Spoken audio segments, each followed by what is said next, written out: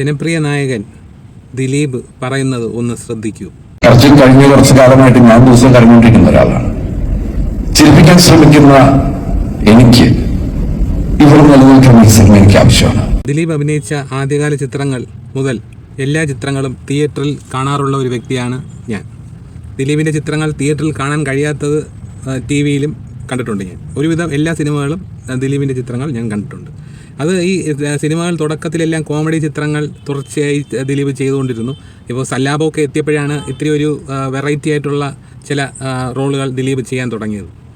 പിന്നെ ലാൽ ജോസിൻ്റെ മീശമാധവൻ എന്ന ചിത്രത്തോടുകൂടി തന്നെ ദിലീപിനൊരു താരപരിവേഷവും ഒരു സൂപ്പർ സ്റ്റാർ പദവിയിലേക്കുള്ള പ്രയാണവും ഒക്കെ ആരംഭിച്ചു. ഈ മീശമാധവന് ശേഷം പിന്നെ ഈ തൊട്ടടുത്ത് കല്യാണരാമൻ വന്നു. കല്യാണരാമനെ തുടർന്ന് 2003 CID മൂസ എന്ന ചിത്രം വന്നു. CID മൂസ എന്ന ചിത്രം ദിലീപിൻ്റെ തന്നെ സ്വന്തം നിർമ്മാണ കമ്പനിയായ ഗ്രാൻഡ് പ്രൊഡക്ഷൻസാണ് നിർമ്മിച്ചിരിക്കുന്നത്. എന്തായാലും ഈ സിനിമ കാണാൻ തിരുവനന്തപുരം ന്യൂ തിയേറ്ററിൽ ഞാൻ പോയ ദിവസം ഇന്നും ഞാൻ ഓർക്കുന്നു. തിയേറ്ററിൽ ടിക്കറ്റ് കിട്ടാൻ തന്നെ പാടുള്ള ഒരവസ്ഥയായിരുന്നു അന്ന് ഈ CID മൂസ റിലീസ് ചെയ്ത സമയത്ത്. തിയേറ്ററിൽ ഒരു സീറ്റ് ഒഴിഞ്ഞു കിടക്കുന്നത് കാണാൻ കഴിയാത്ത ഒരവസ്ഥയായിരുന്നു അന്ന് CID മൂസയ്ക്ക്. അന്ന് ഈ CID മൂസ എന്ന ഹിറ്റ് ചിത്രത്തിന് ശേഷം പിന്നെ ഒരു ജൈത്രയാത്ര തന്നെയായിരുന്നു ദിലീപിൻ്റെ. പിന്നെ ഒരു എടുത്തു പറയേണ്ട ഒരു സിനിമ ഇപ്പോൾ ഈ മായാമോഹിനി എന്ന് പറഞ്ഞൊരു ചിത്രം വന്നിരുന്നു. ഈ മായാമോഹിനി എന്ന ചിത്രത്തിൽ ദിലീപ് പെൺവേഷത്തിലാണ് അഭിനയിച്ചത്. ആ സിനിമ തിരുവനന്തപുരം ന്യൂ തിയേറ്ററിൽ ഞാൻ കാണാൻ പോയപ്പോൾ ഒരു സ്ത്രീജനങ്ങളുടെ, അതായത് സ്ത്രീകൾ, അതായത് കൂടുതലും വീട്ടമ്മമാരും ഈ കോളേജ് കുട്ടികളും ഒരു നീണ്ട നിര തന്നെ ഞാൻ ന്യൂ തിയേറ്ററിൻ്റെ നടയിൽ കണ്ടു. കാര്യം അത്രയ്ക്കും വേണ്ടി സ്ത്രീകൾ ഏറ്റെടുത്ത ഒരു ചിത്രമായിരുന്നു മായാമോഹിനി എന്ന ചിത്രം. ഒരു വെറൈറ്റി ചിത്രം, ദിലീപിൻ്റെ ഒരു വെറൈറ്റി ചിത്രം എന്ന് വേണമെങ്കിലും പറയാം. അപ്പോൾ അങ്ങനെ ഒരു വ്യത്യസ്തമായ അഭിനയ രീതിയിലൂടെ ഹാസ്യത്തിൻ്റെ ഒരു പുതിയ മേഖല തന്നെ സൃഷ്ടിച്ചെടുക്കുകയായിരുന്നു ദിലീപ് എന്ന നടൻ.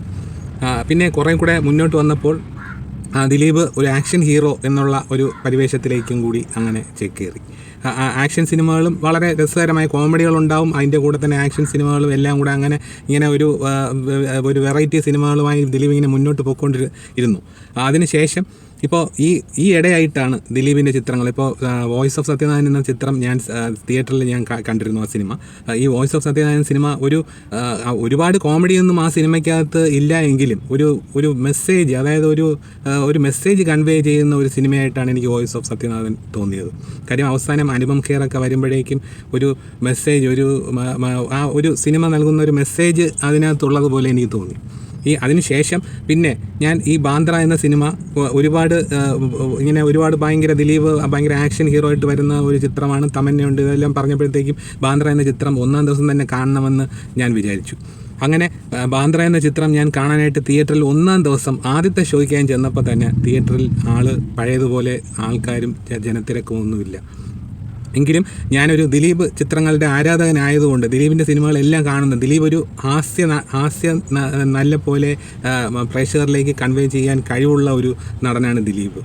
അതുകൊണ്ട് തന്നെ ദിലീപിൻ്റെ ഹാസ്യം, അതായത് ദിലീപിൻ്റെ കോമഡി സീനുകൾ, അതായത് ഇപ്പോൾ കുബേരൻ പോലെയുള്ള ചിത്രങ്ങളിലൊക്കെ ദിലീപിൻ്റെ കോമഡി സീൻ എന്ന് പറഞ്ഞാൽ നമ്മൾ അദ്ദേഹത്തെ നമ്മൾ ബഹുമാനിക്കും. അത്തരത്തിലുള്ള കോമഡി വർക്കൗട്ട് ചെയ്യുന്ന ഒരു നടനാണ് ദിലീപ്. അതുകൊണ്ടാണ് അദ്ദേഹത്തിൻ്റെ എല്ലാ സിനിമകളും ഞാൻ തുടരെ ഒന്നിടപെടാതെ ഞാൻ എല്ലാ സിനിമകളും കാണുന്നത്. എന്തായാലും ബാന്ദ്ര സിനിമയ്ക്ക് ഞാൻ ചെന്നപ്പോൾ ഫസ്റ്റ് ഷോയ്ക്ക് ചെന്നപ്പോൾ തന്നെ ഈ സിനിമ ആ സിനിമയെക്കുറിച്ച് ആരും ഒന്നും അറിഞ്ഞിട്ടില്ലായിരുന്നു. അതിന് മുമ്പ് ആദ്യത്തെ ഷോ തന്നെയാണ് ഞാൻ കാണാൻ പോയത്. ആ സിനിമയ്ക്ക് ഫസ്റ്റ് ഷോയ്ക്ക് പോലും തിയേറ്ററിൽ ആളുകൾ നിറഞ്ഞ് ഞാൻ കണ്ടില്ല. അതിനെ തുടർന്ന് ഈ ബാന്ദ്രയ്ക്ക് ശേഷം പിന്നെ അടുത്ത് വന്നത് തങ്കമണി എന്ന ചിത്രമാണ്. തങ്കമണി എന്ന ചിത്രം ഒരു കേരളത്തിൽ നടന്ന ഒരു കാര്യം, ഒരു സംഭവം നടന്ന കഥ പറഞ്ഞിട്ട് കൂടി ആ ചിത്രവും വേണ്ട രീതിയിൽ ശ്രദ്ധിക്കപ്പെട്ടിട്ടില്ല എന്നുള്ളതാണ് ഏറ്റവും പരമമായ ഒരു സത്യം. അപ്പോൾ ദിലീപ് ഇപ്പോൾ ഏറ്റവും അവസാനം ഈ പവി ദ കെയർടേക്കർ എന്ന ഒരു ചിത്രമാണ് ഇപ്പോൾ അടുത്ത് വിനീത് കുമാർ സംവിധാനം ചെയ്യുന്ന പവി ദ കെയർടേക്കറാണ് ഇനി അടുത്ത് ദിലീപിൻ്റെതായി വരാനുള്ളത്.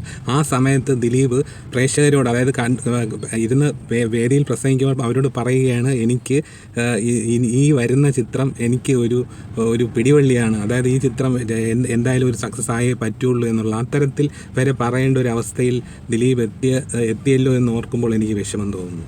എന്തായാലും പവി ദ കെയർ ടേക്കർ എന്ന ചിത്രം 26-ാം തീയതി റിലീസാവുകയാണ്. എന്തായാലും ഈ ചിത്രം എനിക്ക് തോന്നുന്നു ഒരു ആക്ഷൻ ഓറിയൻറ്റഡ് അല്ലാത്ത ഒരു സിനിമ, വീണ്ടും ഒരു പഴയ മിസ്റ്റർ ബട്ട്ലറിലൊക്കെ ഉള്ള തരത്തിലുള്ള ഒരു ദിലീപിനെ ഈ ചിത്രത്തിൽ കാണാൻ കഴിയുകയാണെങ്കിൽ വിജയം സുനിശ്ചിതമാണ് ഈ ചിത്രത്തിന്. എന്തായാലും 26-ാം തീയതി വരെ കാത്തിരിക്കേണ്ടി വരും എന്താണ് ഈ പവി ദ കെയർ ടേക്കർ നമുക്കായി കൊണ്ടുവരുന്നത് എന്നുള്ളത്.